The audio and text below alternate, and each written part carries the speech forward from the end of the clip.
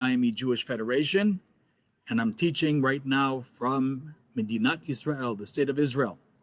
This week, we traveled together with a group of rabbis to Israel. Why did we do this? For over a year, the gates of the state of Israel were closed to American Jews, and for many of us, we wanted so much to reconnect to our beloved homeland. However, we also wanted to show leadership, to show that we support the state of Israel in its time of need with our feet. We wanted to bring back a message of unity and solidarity to the Jewish community in Miami and to explain recent events, most specifically the recent Gaza events and the riots in the mixed cities like Lod. We also came during a very historic time, the installation of a new prime minister and a unity government, which even includes an Islamist party for the first time in Israel's history. However, if you were to come during these days, you wouldn't actually see a nation at war or in crisis. All of the restaurants are open, the theater is going on, shows are happening. It's really hopping here in Israel, much more so than even the United States. And it's like Israelis say, we know how to get back to normal. Yet, we also experience another thing. If you just peel below the surface, you felt that things are not normal, that things needed to change, both in terms of how to engage with the Palestinians, but also how to engage with one another in Israeli society. What does this have to do with our Parashat Chukat? We also have here a changing of the guard, as Moses and Aaron are punished for not listening to God. Let's review the story.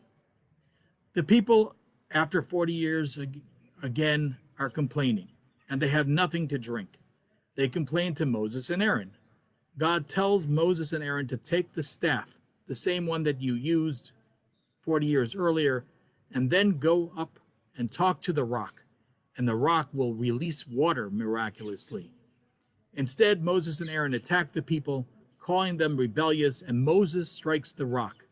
God punishes Moses and Aaron to die in the desert, for they did not believe me to sanctify me before the people. Very strange story. A few questions. Why such a terrible punishment? These were the leaders of the Jewish people. This seems like such a minor thing. Furthermore, God told them to take a staff to the rock. Why was God even telling them to take a staff in the first place if the whole idea was to speak? Third, we already have a precedent.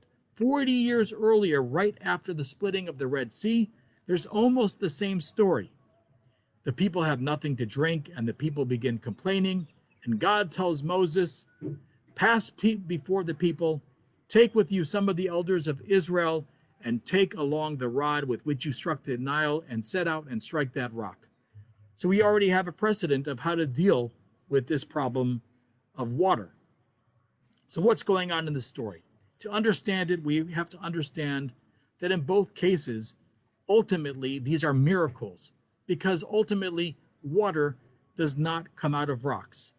We say in Hallel during the 114th Psalm, Ha'ofchi atzur agam mayim, chalamish lema'ano mayim. God turns a rock into a pool of water and flinty dry stone into a spring. Rocks do not give water, ever. That's not in the way of things. That's not in the way of nature for rocks to yield water.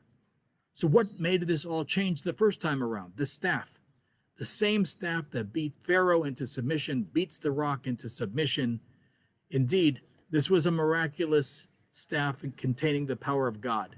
Before the ultimate power of God, indeed, water does come out of rocks. That's the teaching of the first story. We never thought that the Jews would leave Egypt, yet before the ultimate power of God, Pharaoh also yielded and let the people go. For an immature people coming out of the land of Egypt, perhaps they needed that sign of power. Perhaps they needed that sign of authority of the staff. However, we are talking now 40 years later, and the people are about to go into the land of Israel. Perhaps we need a different way, a different strategy, because the strategy that worked in one generation, even if it was necessary, is not necessarily the same way to move forward. God tells Moses, take the matet, take that staff, which is the symbol of power, But now speak. Go into dialogue with this rock, and this impermeable rock will ultimately yield. And by the way, even with Pharaoh, God tells Moses to speak to Pharaoh first. The plagues only come after a dialogue, at least the early plagues. Moses, however, has grown accustomed to one way of acting, perhaps, the way of the staff. When you are a hammer, everything and everyone becomes a nail. By speaking to the rock and encouraging the rock to yield its water, Moses would have offered the people of this next generation another tool in the toolbox, another way of being. Perhaps Moses is unable to change after 40 years and therefore is not the leader for this next generation. There is clearly times in history where you need to use power, you need to use the staff, but it's also equally true that we also have to have the power of dialogue. Miracles can happen when you dialogue and when you talk. What was clear in our meetings this week with so many people that we had in the course of 3 days, whether they were on the right or the left, whether they were religious or secular, or whether they were Jew or Arab, is that power can create quiet for a moment, but ultimately nobody had confidence that power will yield the deep changes that are needed for Israeli society. At least that's what we heard. In other words, the status quo that people have talked about for the past decade and that people have become accustomed to, that was challenged in the past month to the core. The Arab and Jewish violence, especially that erupted, reflected the breakdown in a common civic culture and common norms that people had expected to continue forever. Interestingly, we spent some time at the Hartman Institute, and one of the teachers there, Rabbi Daniel Hartman, talked to us about the multiple times in history, of course, when Israel offered to the Palestinians peace. And of course, we all know the answer was no. In other words, it seems like at times we are speaking to an intransigent rock, unwilling to yield water. And he admitted that this was indeed true. But he also mentioned something which I thought was very telling. That fact, for many, have relieved us from asking again. We say we've asked and asked and asked, and nothing is yielding from this rock. So it relieves us from asking again. But he mentioned that Israelis like to call themselves people of peace. Rodef Shalom in Hebrew, pursuer of peace. Actually, the word Rodef is actually a very militant term, to pursue. When you pursue something, you go after it. To pursue peace, you mean you have to go again and again and again and again. That's what it means to pursue peace.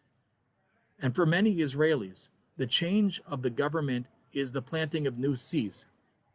While the big changes may not happen with this particular government, changes can often happen in life drop by drop. And I think that for many, this change of government, this new unity government, which is ideologically very incoherent and very all kinds of different voices, but yet it was an idea that we need to change our strategy. And that's what I think this represented for many Israelis. Now, if we look at our United States, we are looking to become a more perfect union for over 200 years. So why should Israel be any less? It takes time to make these changes.